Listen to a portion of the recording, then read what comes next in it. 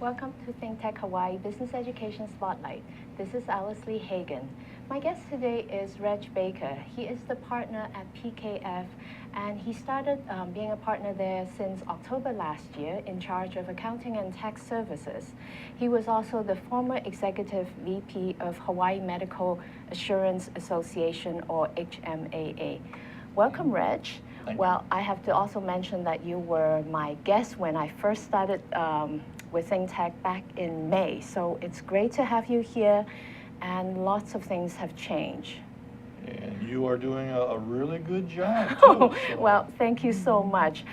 First of all, congratulations for being appointed to the Board of Regulatory Fairness with the U.S. Small Business Administration. So you were just officially appointed about 2 weeks ago, I believe. It was early January that I got the letter from the SBA announcing my appointment to the Regulatory Fairness Board. And that's for District 9, which includes Hawaii, American Samoa, Guam, California, Arizona, and Nevada. That's a huge area to cover. And of course, you are the first representative from Hawaii to be on the board. So how does that make you feel? Well, that feels good, and I'm glad I'm able to represent Hawaii and this region, both regionally and back in Washington. It's going to be an exciting time. I think there's some real opportunity here if I can gather a lot of input from people around the state that we can use to educate people on the mainland and in Washington on some of our unique challenges here in Hawaii. Well, you kind of lay out the theme of our interview, opportunities and challenges. Now, but maybe let's go back to how did you get appointed? And maybe I should preface it by saying that I know that you've got, you are a CPA, and you've always helped individuals and small businesses. And I know that you're also currently the chair of Small Business and Entrepreneurship Committee with the Chamber of Commerce Hawaii here. Correct. So with all that credentials, how did you get Well, all those credentials really built a pretty strong case. Jane Sawyer, who's the local administrator for the SBA in Hawaii, which is also a very large geographical location. She covers everything other than the mainland. So she's out in American Samoa, Guam, some of the other islands, the Pacific Islands. And so I have been working with Jane for over 20 years. Oh, okay. And I have been very involved with the SBA. I was chairman of the SBA Pacific Advisory Council for a couple of years and got to know the territory and area pretty well from an SBA perspective. And I think that helped a lot. I think what I've done with the industry, the CPA industry, I've been on the National Council for the American Institute of CPAs, so I've got a perspective from that side. And with the Chamber and some of the other activities that I've been involved in over the last 20, 25 years, all built, I think, a pretty strong case that maybe I had something to offer the SBA at a national level. Well, you certainly do. I recall, and I actually went back to look at my notes from our interview back in May. You are a serial entrepreneur yourself. You started a lot of businesses in insurance. You had your own CPA firm in aviation. So you probably know very well what a small business owner goes through. But then having said that, I'm sure that there are a lot of other people who are interested, in helping out. So in the past, or I guess my question is, why weren't we represented before? Well, part of what was explained to me when I got appointed in the position was that I was the first representative from Hawaii to serve in that capacity. When I talked to Jane remembered someone else was in that position too. Oh, okay. But from what I understand, that person, and I don't know who it was not that active. I think, and this is going to be true throughout the country. I'm not the only board member, and I think the value comes from being engaged and doing something with the opportunity. If we have opportunities and don't take advantage of them, then we really don't have anybody to blame but ourselves.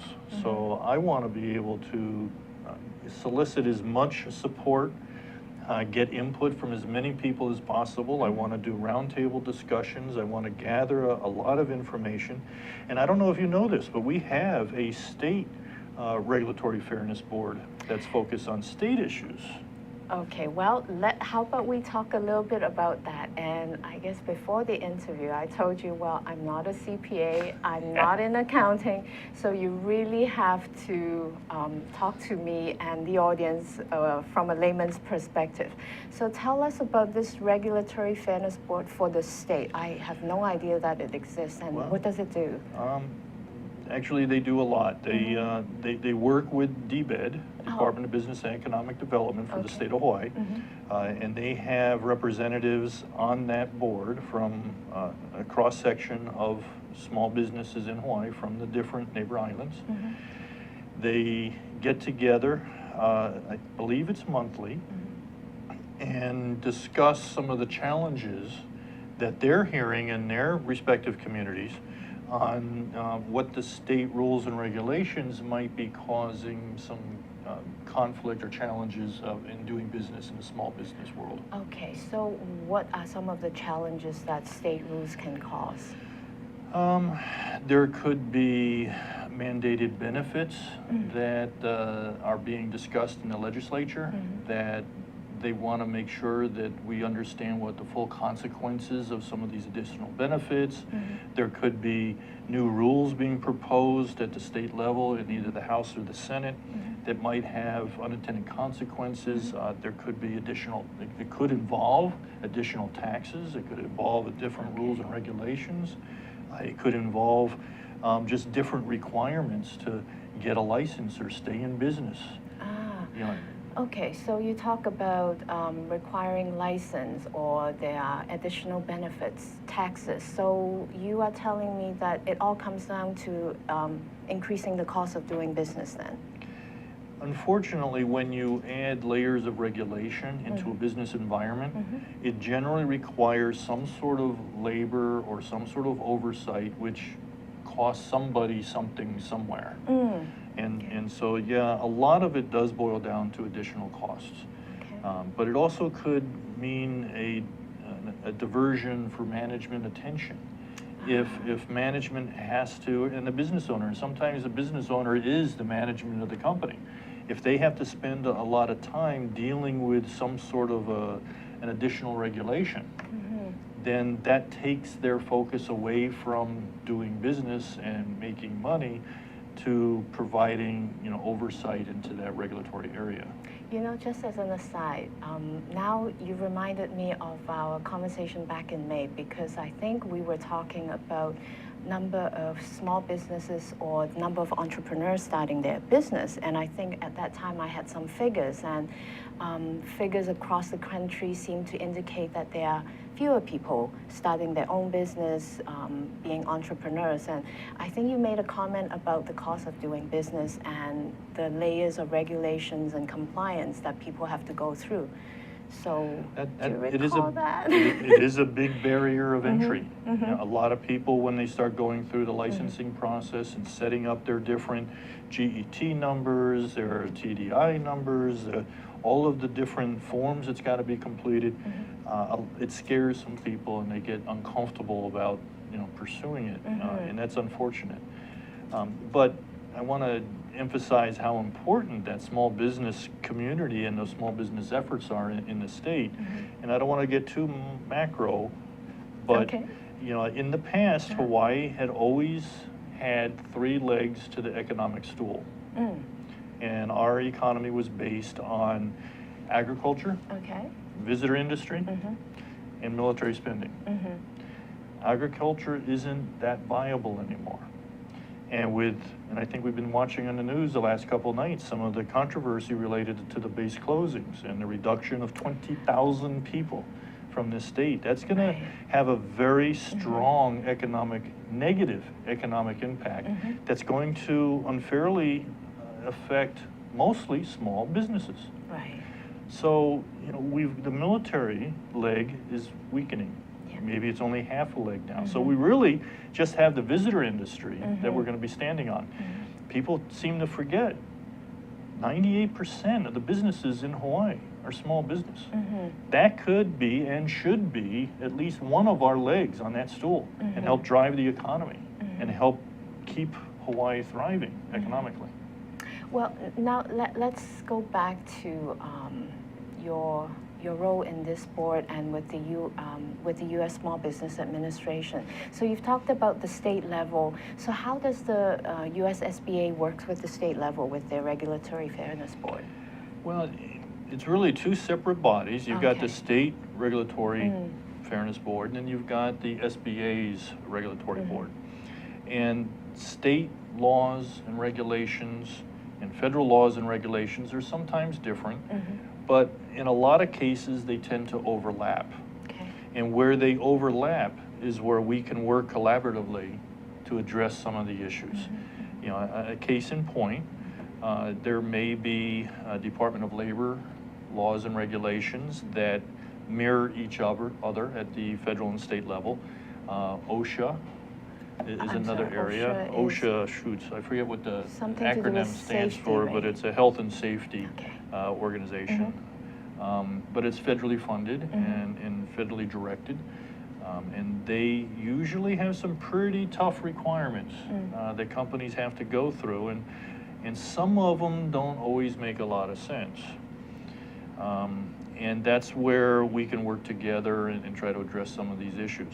Another area would be Department of Defense contracting. Mm-hmm. You know, again, we had, hopefully we'll continue to have, a large DoD presence in Hawaii, which allows a lot of opportunity for small businesses to have contract work and provide product and services to the federal government. Sometimes those contracts go a little astray. Sometimes payments aren't made as promptly as they should. And when we have an issue like that, that's where I can get involved and help communicate some of these challenges back through the federal system to Washington. And the director of the SBA is on the cabinet with the president, and so there's an opportunity that if necessary, we can make some noise at that level. So you're really advocating for small businesses then? Absolutely. Now, I guess the question then is, you talked about military, you talked about DoD. Bringing it back to Hawaii and the fact that there may be talks about Army cutback, how's that going to affect us? There's different numbers that are floating around, but I have heard most recently that close to 20,000 military personnel may get reassigned. And some of the projections I've seen puts that at a little over $1 billion. Wow. That would be lost. You know, and when we're talking about 20,000 military personnel, we're also including, you know, in addition to that, are their dependents, their spouses, you know, which means that children, it could be parents. That 20,000 could easily exceed 40 or 50,000 total people. Some of the unintended consequences that a lot of people, I think, miss is that a lot of those 20,000 military personnel and their spouses provide a lot of employment for the state. As a matter of fact, a lot of our teachers are military spouses that come in and teach in some of our schools, and some of those schools are in the underserved areas. It's not a high priority list for where people want to go work. And so, you know, they also do a lot of community activity. Right. They're out involved in the community. They, you know, the Toys for Tots program with the Marines. You know, there's just a lot of different value added opportunities that the military bring. It's not just economic. I'm sorry. No, I guess staying on the economic side. So what about small businesses? You talked about teachers, you could talk about the economy, but how would small businesses be impacted? Well, you take 20,000 people that's located in some of our more rural neighborhoods, Waihiwa, Schofield, you know, Haleiwa, you know, Milani. Most of those people, when they go shopping and they do their business, they go to the restaurants. It's usually a small business restaurant. even a franchise at McDonald's. It could be a franchise in Milani that they go to. And taking all those people out of that equation could really impact those small businesses. I'm glad that you could paint a picture like this for us. Well, let's hope that I know that the Chamber of Commerce is doing something to vocalize our concern about the military cutback. But we're coming up to a break. So maybe after we come back, you can tell us a little bit more about compliance and federal contracting. That's something new to us, to me. So we'll take our break. My guest is Reg Baker. He is the partner of PKF, and he was also recently appointed to the Small Business Administration Regulatory Fairness Board. Please come back in a minute. Okay, this is ThinkTech Hawaii, and it's Wednesday. Every Wednesday is Energy Wednesday here in Hawaii, the state of clean energy. 4 to 5 p.m. every Wednesday. Come and listen to us. And just to show you what I mean, I'm going to ask Sharon to tell us more. Come and see us every Wednesday, as Jay said. And we have people like Jim Albers from HECO here and co-host Ray Starling here every Wednesday. We not only go on Olelo and OC16, but also stream live. So please come visit us, hear about the latest in clean energy. Okay, Jim, you've been here. You got any comment on all this? As important as energy is in all of our lives today, this is a great forum and a great format to vet those issues. So I encourage everybody to listen in and participate. Okay, Ray, what do you think for a close? Well, I think this is the greatest show in the energy world here in Hawaii. You can come here every week, 1 hour, and catch the latest on what's happening and hear from the people who really know what's going on, like Jim Alberts. We appreciate your coming today. Thank you. Ray Starling, Sharon Moriwaki, Jim Alberts, and Jay Fidel here in Hawaii, the state of clean energy. 4 to 5 p.m. Wednesday. Aloha. Welcome back to ThinkTech Hawaii, Business Education Spotlight. My name is Alice Li Hagan. My guest today is Reg Baker, partner of PKF. He is also recently appointed to the Regulatory Fairness Board with the U.S. Small Business Administration. Before the break, Reg, we were talking about, the objectives of the U.S. Small Business Administration. You are also giving us an overview of all the 3 stools for the economic structure of Hawaii. So let's come back to your recently appointed role. So what do you have to do now for them? I'm sure it adds a lot of, you probably have a lot of additional responsibilities now. Well, I had my first board meeting this morning.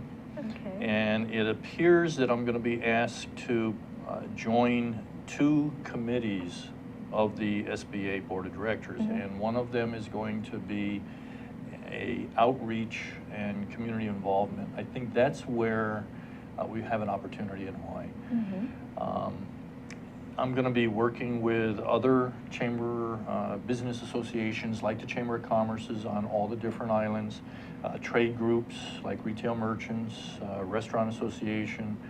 I'm going to be working, as I mentioned earlier, with the state Regulatory Fairness Board, and if DBED's interested in participating in addition to that Fairness Board, then I'm all ears. But I want to get as much input as I possibly can from all the different stakeholders. I hope somebody from DBED is listening to us right now. I hope so. I'm sure there is. Now, when you say you're hoping to get input from them, what does that mean? From all these different stakeholders, what would you like to do ultimately?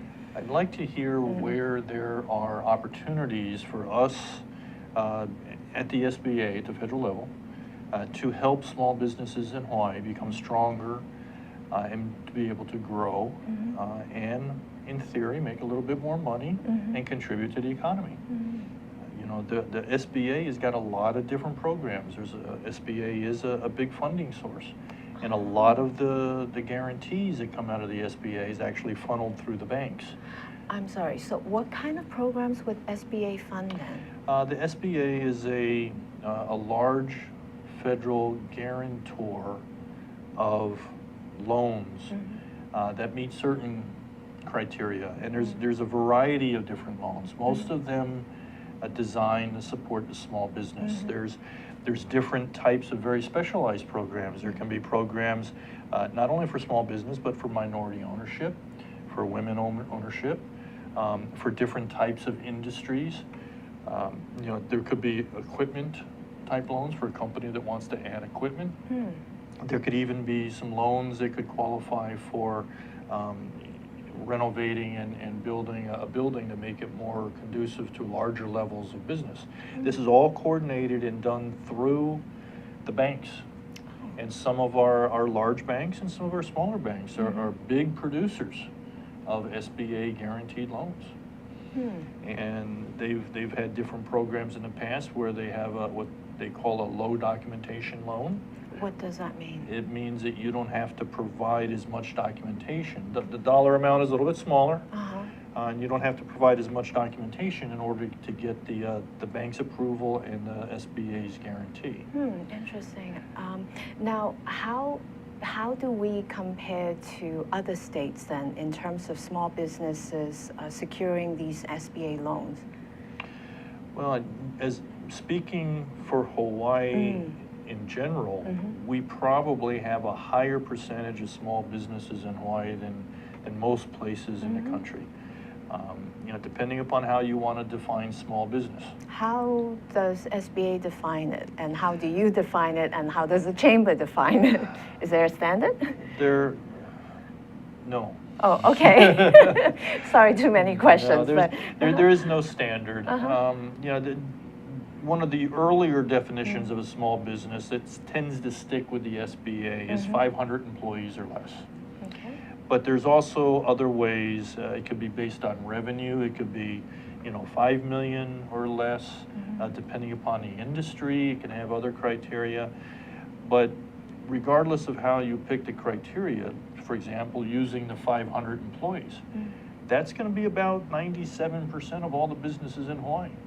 You know, there's not that many businesses in Hawaii that have more than 500 employees. No, I cannot imagine, because from somebody, I guess, with no background in this area, 500 for me is actually a lot, because a lot of the shops, they are mom and pop store, family-owned business. So, and that's what makes Hawaii so unique is because a high percentage, a very high percentage of our businesses in Hawaii are small businesses, and that's why it's so important to the economy, and that's why I'm suggesting that's an additional leg to our economic stool. So the SBA is very interested in trying to promote and help a healthy small business environment. well, then put it the other way. Are small businesses here actively seeking help from SBA? We do. We have a high utilization rate over here. Oh, that's good. You know, on a percentage of the population basis or the percentage of the business, you know, I don't have those numbers at hand to share, but I do know that our banks are very active and produce a lot of SBA type of loans. We have other organizations. There's under the SBA umbrella, SBDC, Small Business Development Corporation, which is a joint program with the SBA and the University of Hawaii. It provides a lot of consulting and a lot of guidance. I work very closely with Joe Burns here on Oahu, and he's got a great operation going on. And I know he produces a lot of success stories. Oh, great. You know, that came from SBA support. Oh, okay. You know, there's also the SCORE ACE program. What is that? ACE is, the SCORE ACE program are essentially the retired executives that have moved on and do volunteer work for the SBA, teaching classes and conducting workshops and offering their years of experience to help support and get the small business up and running. They provide mentoring, right? That is one part of what they do, Okay. yes. A lot of Alright. mentoring, a lot of coaching, but also a lot of workshops and training and group environments. A lot of the mentoring and the coaching is generally on a one-on-one basis, and that's part of what they do. But they also participate, for example, when the SBDC does a business conference, and they do 2 of them a year, one out in Kapolei and one here. Usually, I think last year was at Honolulu Community College. Oh, okay. And the Score Ace group gets involved with that and support the SBDC. You know, and the SBA is somewhat in the background, supporting and encouraging all of this type of activity. That's great, because I recall that I had another interview perhaps sometime last year. There is a young lady who owns Hawaii Doggy Bakery, and she first mentioned to me about Score A because she got a mentor through that program. So that's great to know. Let's go back to, you know, all the networking that you have to do, reaching out to different associations, different industries. And you mentioned working with the university as well and different courses. And I know that through the Chamber of Commerce, you had a session on maximizing value in business 2 Yes. days ago. Yes. So you're doing a lot of that already. So what else, for example, since I'm with the university, what are you looking at? What are you hoping that the university could help you with? I think there's two areas of opportunity. Number one, University of Hawaii and all the universities for that matter have a tremendous amount of talent that's available. And I know they focus that talent generally on educating the students, as they should be, but they have perspectives. They are involved. A lot of them have their own little network that's going on. They hear things. They're helping small businesses and maybe some larger businesses. It'd be interesting to get their viewpoint and their perspective and see, you know, what they can contribute to help educate me and allow me to go back to the regional board meetings and the national board with some thoughts, ideas, some suggestions, maybe some issues that need to be addressed. So I want to really, if I could, somehow tap into that wealth of knowledge and experience that resides at the university and get their input on this. Now, I recall that in your interview with the Pacific Business News, I think you used the word repository of all this information. So how do you think you would be able to utilize it once you go meet with the national board, when you go to DC? It's a much bigger world out there, so... Well, and that's all the more reason to have my guns loaded when I go out into that bigger world.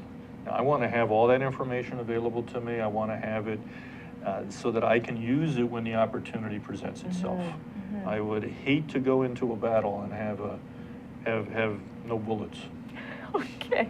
Now, let's leave Hawaii for a second, because at the end, the region covers anywhere from the American Samoa, California, Utah, and I forget some of the other states. So that's a huge region with different challenges, different opportunities. So how are you going to all work together, assuming that all the board members have different ideas of what would work best for the small business in their state? Well, my primary focus naturally is going to be on Hawaii.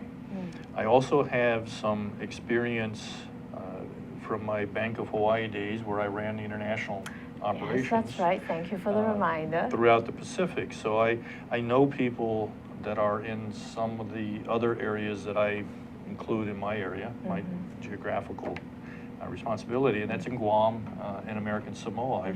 I've done business in both places. I've had clients in both places. I've been to Saipan a number of times in helping small business out there. And so I think that would be the natural inclination for me is to work with Jane Sawyer, because Jane, as administrator of the SBA, has jurisdiction in those areas. So I'll be getting together with Jane Sawyer, and we'll be exploring different ways that I can get up to Guam and American Samoa and see what we can do there. From there, you know, if an opportunity presents itself in California or Nevada or Arizona, then I'll certainly pursue that. But don't tell them this, but they're probably not high on my list of priorities. Well, I'm glad that you are advocating for Hawaii. We're coming on a second break, so when we come back, I want to know how you manage your time and all the other community services that you do. My guest is Reg Baker. He is the partner at PKF, and we have been talking about his recent appointment to the SBA Regulatory Board, Fairness Board. We'll be right back. Aloha, I'm Kili'i Akina, president of the Grassroot Institute and host on Ehana Kako, a weekly program on the ThinkTech Hawaii broadcast network. Ehana Kako means let's work together.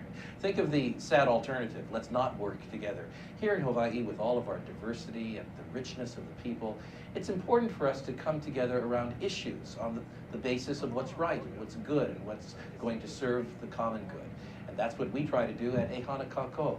Every week, we interview movers and shakers, people in government, business, and other sectors of society to talk about how to create together a better government, economy, a better world here in Hawaii that can bless the rest of the world.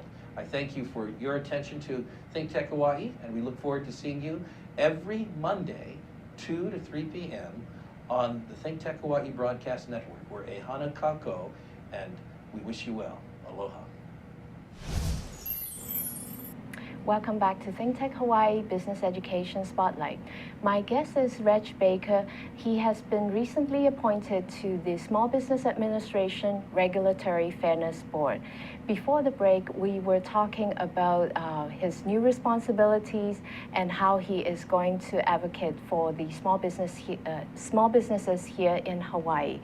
Now, Reg, with your new role and a lot of things have changed since we last chatted in May. Now that you're with PKF, how is this going to affect your work at PKF? Is it going to help, benefit? Talk to us a little bit about that. Well, it's been a very interesting transition. And maybe a real quick background a little bit. Sure. I joined HMAA and was there for almost 4 years. Working through some of the challenges that the medical insurance companies have these days, particularly as it relates to the Affordable Care Act. And so I became quite knowledgeable about the Affordable Care Act and helped the state and HMAA get through some of these challenges. When PKF reached out, they also were in need of having a partner join them and help them rebuild the firm and move forward. And so I went ahead and took advantage of that opportunity, bringing with me the experience I had in the small business marketplace and in the Affordable Care Act, the medical insurance field. And so I'm helping PKF establish itself as the firm in Hawaii that is focusing and specializing in small and mid-sized business marketplace. And I think some of the credentials that I bring with me, that includes the SBA and includes the Chamber of Commerce and some of the other things that I've done in the past, having been a small business owner several times, that gives me, I think, some of the credibility I need to be successful in working with PKF and building that practice niche. Well, you certainly have a lot of credentials, and I don't even have time to list all of it. But that reminded me of this question, and I may have asked you this before. You've been a small business owner for many years, a serial entrepreneur. You've had successful businesses. How has things changed, especially for small businesses here in Hawaii over the years? Well, there's one area that hasn't changed very much. The regulatory environment is still challenging. Okay. And what's interesting is that some of the issues that we were trying to address 20 years ago at the Chamber, at the time I was the treasurer of the Chamber and on the executive committee, some of those challenges we had back then are the same challenges that we have now. So it's the overregulation, it's the taxes, it's some of the requirements from the DOL, Department of Labor. Okay.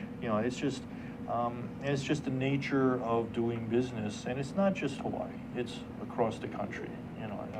It's good to know, because I guess we're in Hawaii, we always say, well, there are too many regulations, perhaps it's better on the mainland. But so you're saying that it's not necessarily the case? No, as a matter of fact, I think if we took a close look at California, we'll find they probably have more rules and regulations than we do. but it's not relevant to us because we don't have to live there and deal with it. We have to live and deal with it here in Hawaii. And so, you know, at some point, it's really not relevant what's going on in the other states. What's relevant is what's happening here and now. That's true. And so in one respect, to answer your question, there hasn't been that much change in some areas, which means we still have to work at our education and greater awareness. But one thing that has changed is the speed of doing business. You know, the technology, the communications, the mobility. You know, the technology that we have now allows us to do business with more people at a faster rate than we've ever been able to do it before. That's very true. And to me, that's exciting. And to me, that means opportunity. And we need to try to help the small business as much as possible take advantage of that. One way of maybe dealing with some of the rules and regulations is to start doing more business in a virtual world and get out into the internet and do more e-commerce and get business from everywhere you can in the world, not just in Hawaii. I'm glad you talk about that. So in your experience and having spoken to a lot of small business owners here, how do they feel about that? I had interviewed 2 young ladies, and social media, that's so critical to their business. But what is the general consensus, or is there a general consensus? I think it's hard to find people who do not see a potential benefit in moving into that e-commerce world. But there's a couple reasons why they don't move there as quickly as they would like. But one is that they, number one, don't really understand it. They hear about it, they know it's there, but they don't really know how best to approach it. Which one do you want to focus on first? How important is a website versus Facebook or Twitter or LinkedIn? And there's other things out there that people are using and making money at it. You know, and so there's, again, an educational component to this. There's also a technology component. If you're a small business and you don't have a lot of that computer hardware in place, you know, a fast internet connection, fast computers, maybe some of the programs you need in order to keep things current online or reach out to those customers. If you don't have that technology in place, that's a potential barrier. And time. Time is always an issue for a small business owner. You know, I mean, if it's not them that's doing it, then who? That's right. And then there's a cost component to it. So, you know, there's these challenges that the small business has to address in order to get comfortable to expand into that e-commerce area. Now, based on your response, we can do a whole other series of interview, but let me focus on education because at the end, that's my background.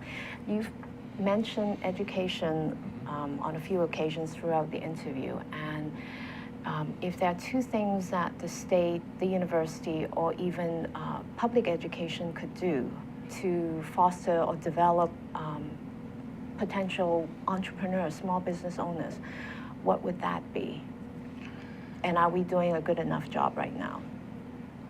Well, part B of your question could be pretty political, so Okay. I might not get into that, but I thought I'd try. Okay.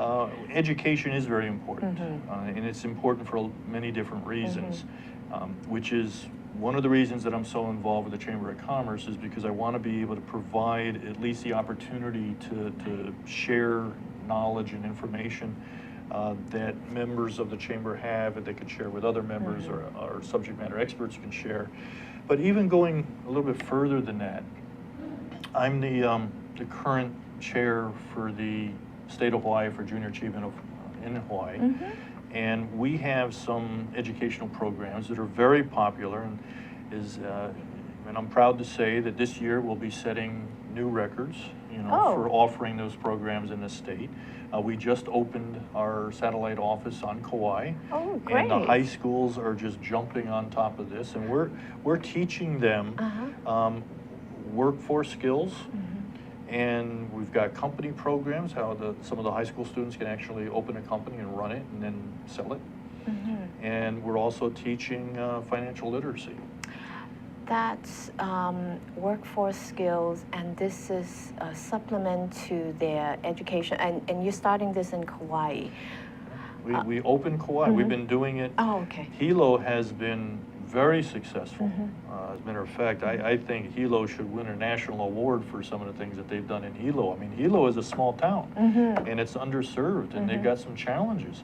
But they have done a super program over there for junior achievement. And of course, on Oahu, we've got a lot of volunteers, a lot of very engaged board members, all doing outreach and community education, particularly through the high schools and the middle schools, trying to catch the keiki as young as we can, to get them trained, to get them financially literate, to teach them the skills they need to have in order to get a good job and stay employed. Well, it's great to hear that Junior Achievement is doing so much in terms of outreaching to these young ones. But how does it complement the curriculum? Is it part of the curriculum? Yes. Or, oh, okay, okay. We work with the Department of Education, and we work specifically with teachers within the high schools and the middle schools. We integrate our programs into their curriculum, Okay. and we kind of work together with them. It's a partnership. We also have other channels. Wherever there is an opportunity for our children to gather, we try to get there and provide this. So we work with the Boys and Girls Clubs, and we got some programs out there. And I think, and this may be a long answer to your question, but I think the earlier we can get the students up to speed on some of the basic financial literacy aspects, how to do a checkbook, how to balance it, and believe it or not, make sure that people don't spend more than they make. I certainly can understand that. My son is a teenager, and we've had those conversations. And I read somewhere that we really don't, as parents, we don't really spend a lot of time trying to educate them in, being financially literate. So, what can parents like me do? Well, maybe they can engage with their children in some of these opportunities to learn about financial literacy and learn about the company program and these workforce skills. It doesn't have to be a solo type of experience. It'd be great to get the parents involved and get them engaged and work together. And I can only see positive, good things coming from that. And then if we can catch them early enough and have them come up through the system, by the time they get to the community colleges or the four-year campuses, they've got a running start. They're not going to get all confused when they start getting all these credit card opportunities and not know how to manage it. And then when they get into the schools and they start getting their education, they start looking for jobs, they've got some experience in this area already, and that's all very positive. It's positive for them, it's positive for their family, and it's positive for Hawaii. I think even before that, better financial literacy would help them decide what they are going to pursue in for a university program, right? It certainly can help in the process, and university is of course one option. There's also a lot of good trade schools out there too that could be just as productive. I mean, I tell you, I think my plumber makes more money than I make. I've talked about that with my son too. I said vocational occupation may not be a bad choice at all at this day and age. But my last question for you, you are into a lot of things. You are actively involved in the community, the business world. How do you manage that? I have a very complicated calendar. Actually, and I don't know if you're serious or joking, but my calendar is my lifeblood. I put all my to-dos on my calendar. I have certain days, certain times that I'm going to complete an item on my to-do list, and I just go day by day by my calendar, and I pretty much put everything I have to do on my calendar one way or another. That way I never forget about it. Well, I think your calendar is going to be more complicated in these 3 years since the term is for 3 years, right? It is. Well, it's great to have an advocate for Hawaii, and I'm glad that you are on the board, Reg. Well, thank you. All the best, and I guess we'll have to check in with you sometime in the future. Looking forward to it. All right, wonderful. Thank you for joining us today. Thanks. My guest is Reg Baker, partner at PKF and newly appointed board member of the SBA, or Small Business Administration Regulatory Fairness Board. You've been watching ThinkTech Hawaii Business Education Spotlight. This is Alice Li Hagan. Please do join us next week for another episode of Business Education Spotlight. Stay tuned. Aloha.